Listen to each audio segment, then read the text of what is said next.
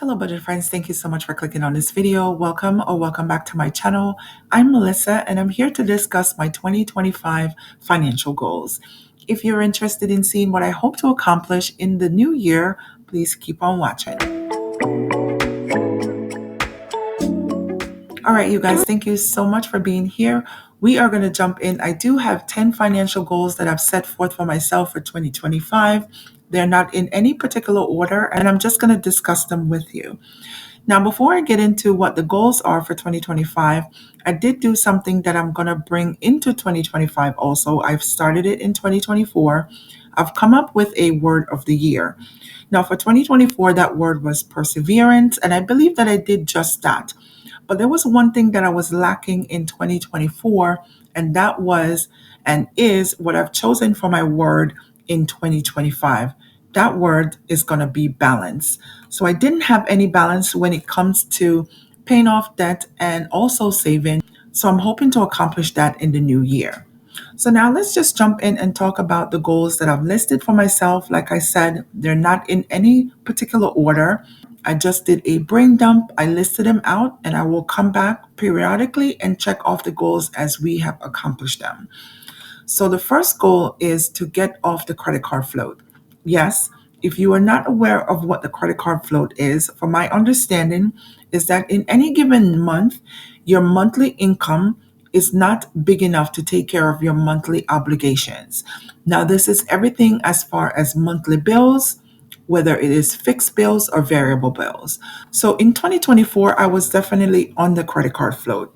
There were months that I was charging things to credit cards that I wasn't able to pay them back within that same month. So I had to float them on a credit card until whether it's the next month. And even at the end of 2024, you guys, I still have bills and other things on a credit card that I wasn't able to pay off.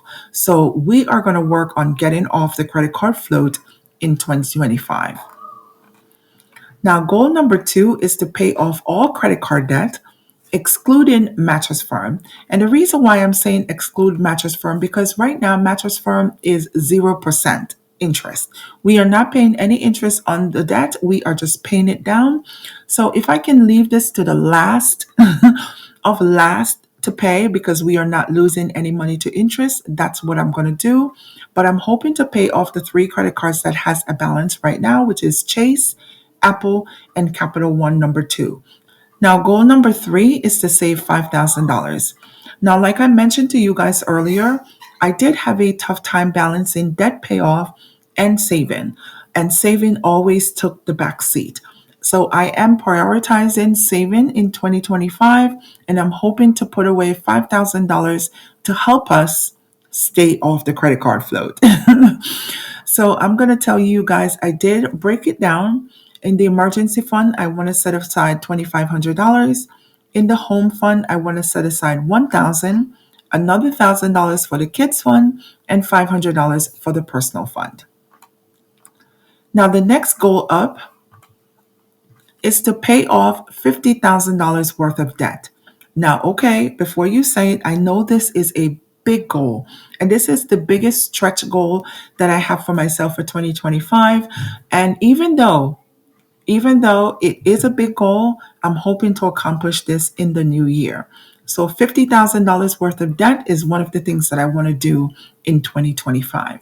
Now, goal number 5 is to get 1 month ahead on 3 monthly bills. So I want to get ahead on my cell phone bill, my internet bill, and my electric bill. These are the bills that I'm putting out there that I want to at least have 1 month buffer for these bills. Now, goal number 6, I need to save $2,000 for my birthday trip in May. So if you have been here before, you do know that my sisters and myself, we take a trip in May. We have gone to Jamaica for the last 2 years, but we take a trip for my birthday in May and we go have some sister time together. So for the last 2 years, I had to float these expenses on a credit card, and I'm hoping not to do any of that in 2025. So we are going to save, and I should say cash flow my birthday trip in May. Now, the next goal up is to reduce my monthly obligations. So, you guys, I'm going to mention this again. If you've been here and you've seen any of my monthly budget videos, you will realize that my monthly obligations are huge. Not only are my debt payments high, my monthly fixed bills payments are also high. So I'm hoping to reduce those overall in 2025. Now, one of the ways that I can do that, and I do realize, is if I can pay off all my credit card debt, because that will reduce the monthly obligations that I have to pay. So this kind of tie in to goal number 2. Now, goal number 8 is to increase my 457B contribution. Now, this is something that is taken out of my paycheck before my direct deposit hit, and I want to be able to increase this by at least $50 for 2025. Now, goal number 8 is to pay less than $10,000 in overall interest. Now, I'm putting this out there, you guys, because if you've seen any of my debt update videos that I do at the end of each month, I do track my interest because I want to have that. I call it my reality check to see how much money I'm losing. Now, at the end of November 2024, I haven't closed out December just yet as of the recording of this video. The total interest that I've lost at the end of November of 2024 was $14,003.85. And you guys, I am not hoping to do any of that in 2025. So even though I have $10,000 here, I'm hoping to come in way less than $10,000 in 2025. And the last goal that's up is to pay off Lending Club. Now, the reason why I have this here, I would love to pay off Lending Club because Lending Club is my biggest monthly payment, other than my rent, of course. Lending Club, the minimum payment per month is $1,059.22. Now, I'm hoping to pay it off in 2025. But I will say that Lending Club, I only have 18 monthly payments left to pay, but I'm hoping to get rid of it in 2025.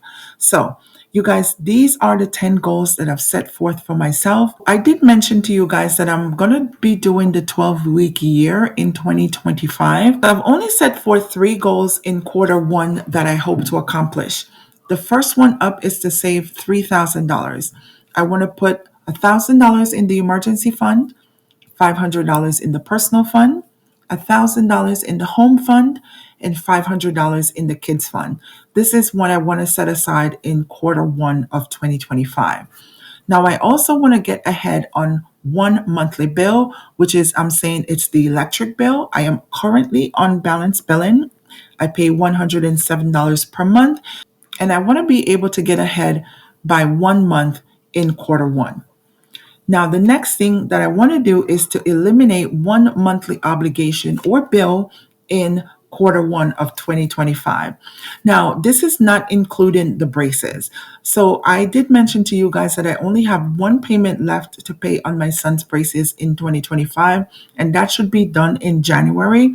But this is not what I'm mentioning. This is not it at all. I want to be able to eliminate another monthly bill in quarter 1 of 2025 because I want to be able to have a lot more flexibility with money moving forward. So, you guys, those are the goals for quarter 1.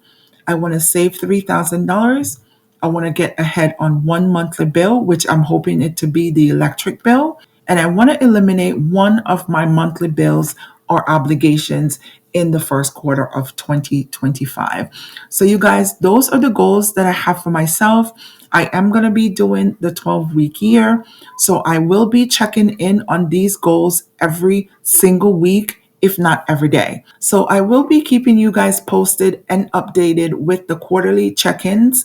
I'm going to come in each quarter and just give you guys an update as to where we are, if we have accomplished the goals, or how far we are away from accomplishing them, or if we have accomplished them, what else we can accomplish in the first quarter.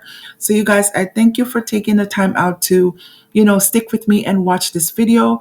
Have you come up with your financial goals for 2025? If you have, please share them down in the comments with me. If you haven't, you still have some time.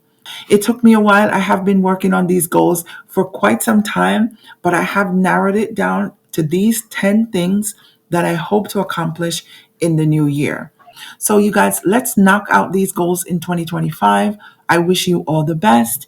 Thank you so much for watching. If you have not subscribed to the channel yet, please go ahead and subscribe. I would love for you to follow along with my journey and see what we do in 2025.